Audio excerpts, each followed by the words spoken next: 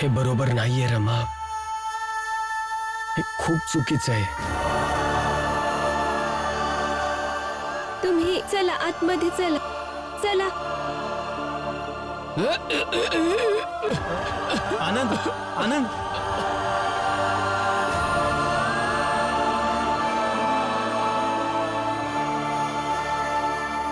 आनंद, काय झालं? आनंद,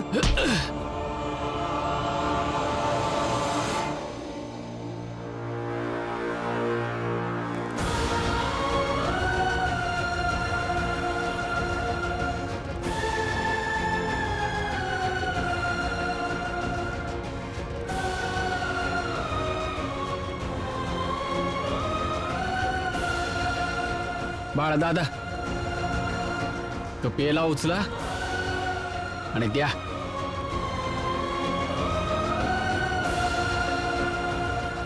पेला उचला.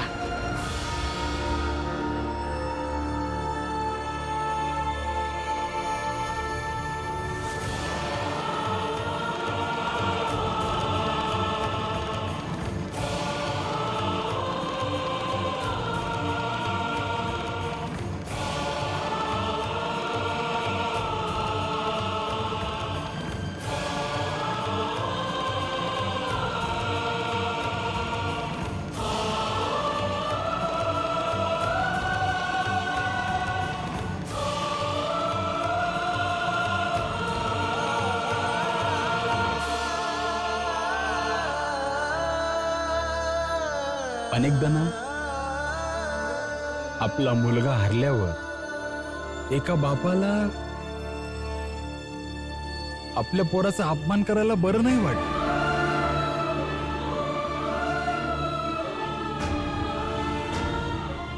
पण जेव्हा मुलगा त्याची मर्यादा, आदर्श, नैतिकता विसरतो ना, तेव्हा त्याची चेष्टा तर व्हायलाच पाहिजे. पण मला असं वाटतंय की त्याच्या बी आधी त्याच्या बापाची चेष्टा करायला सुरू केली पाहिजे. म्हणजे मुलाला वाईट वाटेल आणि त्यो सुधरू शकेल.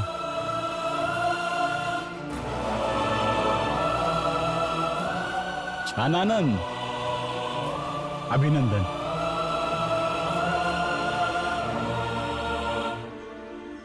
जिंकलास की तू.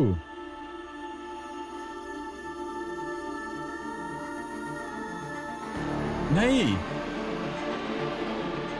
तुम्ही दोघं जिंकलात आणि यो बाप हारलाय रे.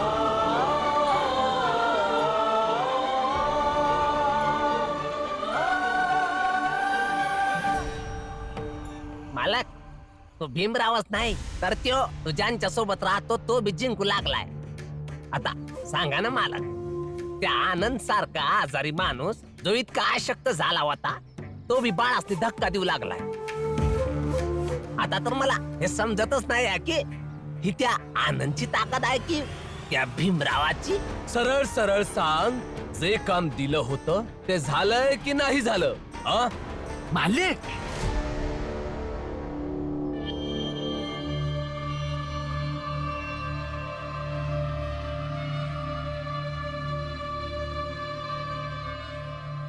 नरोत्तम, हे खूपच छान हत्यार हाती लागलंय. तसं तर भीमराव कित्येक वेळा वाचलाय, पण वार जेव्हा त्याचा स्वतःचा भाऊ बालामार्फत करू तेव्हा कसा वाचेल तो? नमस्कार मालक. बाळा, स्वागत आहे तुझं आमच्या इथे. इतके सुद्धा खुश होऊ नका जोशीजी. तुमच्या जवळ भीमच्या विरोधात जायला नाही आलोय. मला तुमची मदत हवी आहे, कारण भीमनी लावलेली पैज मी जिंकू शकन आणि माझ्या बायकोला त्या चाळीतनं पुन्हा घेऊन जाऊ शकेन. आणि हितेश काकांनी सांगितलं की यात तुम्ही मला मदत करू शकता, म्हणून मी तर आलोय. आणि काय बी नका समजू. आणि याआधी बऱ्याचदा तुम्हाला बोलून झालोय आणि आता पुन्यांदा एकदा बोलतोय की मी भीमच्या विरोधात कोणतीही मदत नाही घेणार. ए बाळा, आकाशातून उतर आणि जमिनीवर ये तू. मदत आम्ही करत असतो लोकांची, आणि मदतीच्या गोष्टी वगैरे नंतर. सर्वात आधी पुरुष बनायला शिक. मालक, बाळा त्या घरात खऱ्या अर्थानं पुरुष आहे. अच्छा, म्हणून तर भीमाशी भिडतोय. आणि आपल्या बायकोला बायको परमान ठेवतोय. आणि तसंच राहावं त्यासाठी लढाई लढतोय. ही तर खूप चांगली गोष्ट आहे. जर बाला आपल्या बायकोला बायकोसारखं ठेवतो तर हा नक्कीच जिंकेल. पर कसा जिंकलतो? आता तर आनंदी परत आलाय आणि रामजी आणि त्याच्या आत्या आधीपासूनच त्याच्या विरोधात आहे. आणि ती जिजाबाई, तिची तर गोष्टच वेगळी चालल्या. हा बिचारा बाला एकटाच राहिलाय. आम्ही तर ह्याच्या बरोबर आहे, पण कायम तर राहू शकत नाही ना. म्हणून आता मालक, आता तुम्हीच सांगा आम्हाला, ह्यो बाला कसं लढणार? लढेल आणि जिंकेल सुद्धा. बाळा, निश्चिंत राहा. आता आम्ही तुझं मार्गदर्शन करू. हे बघा वहिनी, तुम्हाला खंबीर व्हावं लागेल. बायको असण्याचं महत्व समजून घ्यावं लागेल. आपली ताकद ओळखावी लागेल. आजपासून तुमचा हक्क, तुमचं महत्व समजून घ्यावं लागेल. आता तू तुझा हक्क, तुझं महत्व हे आधीपेक्षाही जास्त आहेत असं समज. आधीपेक्षा जास्त तुझ्या पत्नीशी कठोरपणे वागावं लागेल. तुझ्या पत्नीला तिच्या मर्यादा आठवण करत राहावं लागेल. एक गोष्ट लक्षात ठेव बाला, तुझ्यावर हल्ला जलद होईल. आणि हल्ला जेव्हा जलद होतो ना, तेव्हा बचावाची फक्त एकच पद्धत असते, स्वतः आक्रमक होणं. तू एक काम कर, तू जा आणि यापूर्वी की तो भीमराव, त्याची बायको रमा, तुझी आत्या, रामजी, आनंद, हे सगळे तुला नीती समजावतील, नवरा बायकोच्या नात्याची चुकीची व्याख्या करतील. तेव्हा तू आक्रमक होऊन त्यांच्या नीतींना समूळ नष्ट कर. बाला, जर तू हे केलं नाहीस तर तुझे विचारही त्यांच्यासारखेच होतील. आमचा तर हाच सल्ला आहे. हो वहिनी, हाच आमचा विचार आहे. बाळादादाच्या एकाही प्रश्नाला आपण निरुत्तर व्हायचं नाही. त्यांच्या प्रश्नाचं उत्तर रोखठोक देऊ आपण. मग त्यांनाही कळेल की आपण कमकुवत नाही आहोत. कारण बरेचदा प्रश्नांच्या ओझ्याखाली माणसं कमकुवत पडतात. म्हणूनच बाळादादा समोर आपल्याला कमकुवत नाही व्हायचंय, आणि विशेषतः तुम्हाला कमकुवत व्हायचं नाहीये. वय भीम, मी कमकुवत नाही होणार. रमा, पटकन जेवण तयार कर पोरी. आनंदनी लक्ष्मीला भूक लागली असेल. नाही आत्या, असू देते. मी आलोय कारण की मला माझ्या बायको सोबतच घर सोडून जायचं आहे. आणि आता जायचंच आहे तर जेवायचं कशा पाहिजे? आनंद, तुझ्या बोलण्यावरून मला असं वाटतंय की माझा निर्णय तुला पटलेला नाहीये.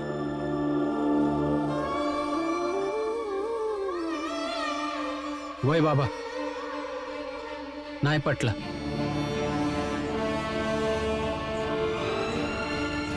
पण खूपदा तर हे घर कमी आणि कचेरीत जास्त वाटायला लागते.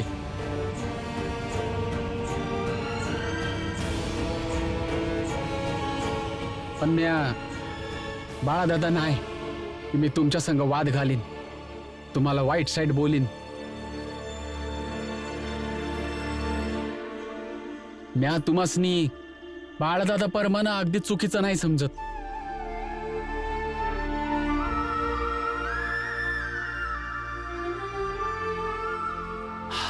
लक्ष्मी चल सामान बांधायचं आहे.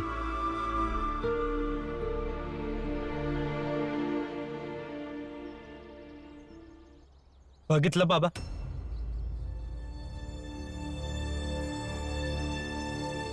तुमचा अजून एक पोरगा तुमच्यासारखा बनायला निघालाय.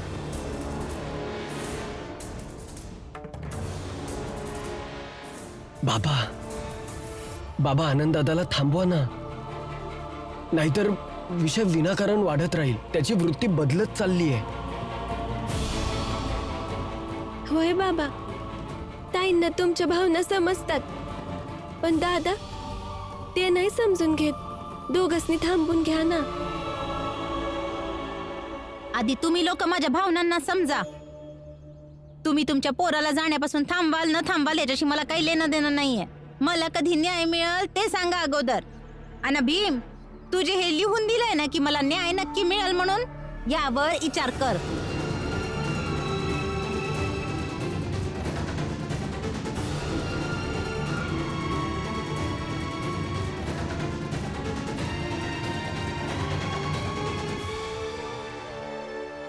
बाबा ये तुम्ही. पण बाबा, तुम्ही आमच्यासाठी दुखी नका होऊ. बाबा कोणासाठी भी दुखी होत नाही. यांच्यासाठी, यांचे आदर्श सगळ्यात आधी आणि निर्णय शेवटचा. आनंददादा असं नको बोलू. भीम, माझी तुझ्याबद्दल काहीच तक्रार नाही, पण बाबांबद्दल बऱ्याच आहेत. या घरात भीम, रमा आणि जर का आत्याला सोडलं तर बाबांवर सगळ्यांचेच आरोप आहेत.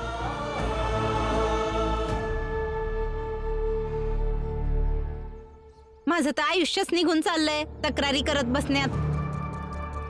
आशा धरून बसलीये मी, कधी तर न्याय मिळेल मला. या कुटुंबाकडून नाही तर निदान तुझ्याकडून तरी. भीम, गप्प जिजाबाई,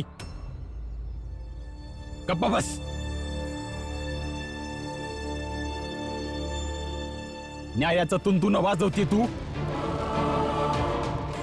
जिजाबाई, तू कुणासोबत न्याय केलास? नवऱ्या संघ, सासऱ्यांच्या संघ, पोरांसंघ? जेव्हा न्याय मागतीस ना, तेव्हा ते जास्त करून चेष्टाच वाटते. म्हणून तुझं तोंड बंद ठेव आणि स्वतःची चेष्टा नका करूस.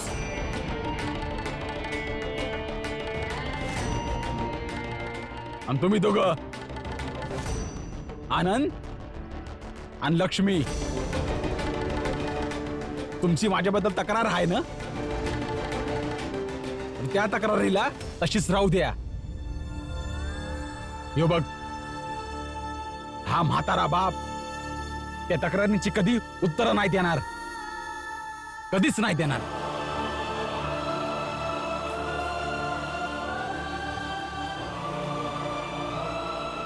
ठीक आहे बाबा.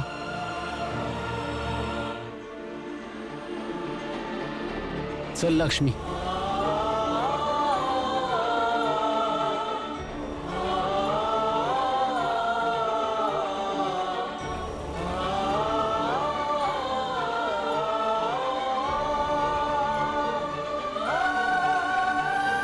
सगळ्यांनी नीट भीमरावाच्या घराकडे बघा आणि समजून घ्या. ज्या घरातील लोक शिकलेले असतात त्या घरातली स्थिती कशी असते. तुम्ही तोंडाला येईल ते बरंच सुटलाय काका. या गोष्टीत शिक्षणाचा काय संबंध आला? आली ना मुला, अजून तू लहान आहेस, नाही कळणार. आम्ही सगळे अडाणी आहोत. आजूबाजूच्या 10-12 चाळीमध्ये फिरून ये, सगळे अडाणी आहेत. पण अडाण्याच्या घरातून एक एक करून मुलांना घर सोडून जाताना कधी बघितले? अरे तिकडे मान करून बघा. मोठा मुलगा तर आयुष्यभर बाहेरच राहिला. छोट्याला तर जाताना बघितलंच होत. अरे अजून त्यातल्या त्या या घरातला मुख्य पुरुष आहे ना, रिटायर्ड सुभेदार रामजी, तो पण एकदा खूप दिवस बाहेर राहिला होता. आणि आता हा मधला मुलगा आनंद आणि सून लक्ष्मी हे पण घर सोडून चालले. बघा, पण इथेच भाऊ, म्हणजे याचा अर्थ तर हे शिकणे वगैरे लयच इनाशाचं करणारं काम आहे बा. हा? आता आता कोणी बी शिकून सवरून जर 2-4 पैसे मिळवले, त्याचं काय भीमराव नेहमी सांगत फिरतो.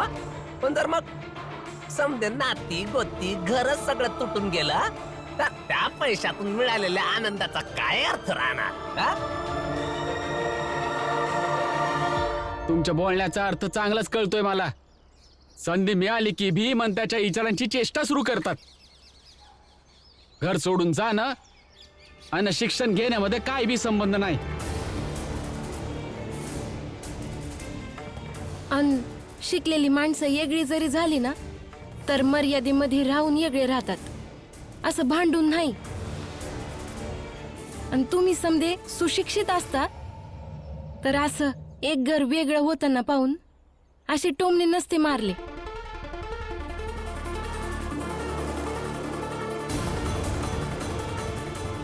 चल लक्ष्मी. आनंद आणि लक्ष्मी, तुम्ही दोघं इथंच थांबा, मी आत्ता येते.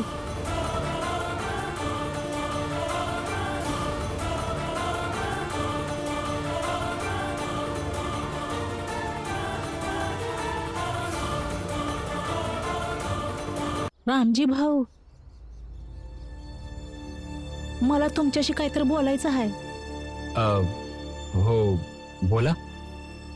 इतकी वर्ष झाली तुम्हाला या चाळीत बघतीये मी. तुमच्या घरच्यांसोबत राहिलीये मी. आणि एकाच वाक्यात सांगायचं तर तुमच्या कुटुंबामुळं असं वाटतं हाय जसं अंधारात उजेड पडलाय. तुमच्या समध्यांच्या गोष्टी, तुमच्या समध्यांचे विचार, हे समजा आम्हासने विचार करायला लावणारे आहेत. मी परिस्थितीप्रमाणे भलेही भीमच्या बाजूनी असेन कवा विरुद्ध असेन, पण मला मनापासनं वाटतं माझा पोरगा दीपक अगदी भीमसारखा जरी नाही बनला ना, तरी थोडं तरी बनेल. त्यानं त्याचं आयुष्य, त्याचं नशीब बदलून जाईल.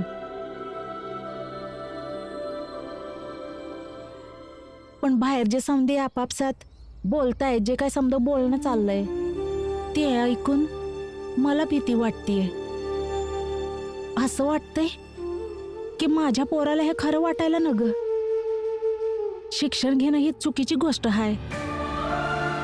शिक्षण घेतल्याने घरदार सुटून जातं आणि तो त्यापासून दूर होईल. आणि असं व्हावं अशी माझी अजिबात इच्छा नाहीये.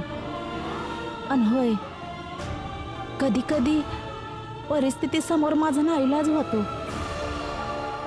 पण मला हे ठाव आहे की हेच शिक्षणाचा अभ्यास आणि हीच पुस्तकं त्याला एक दिवस ठाम तत्व असलेला माणूस बनवल.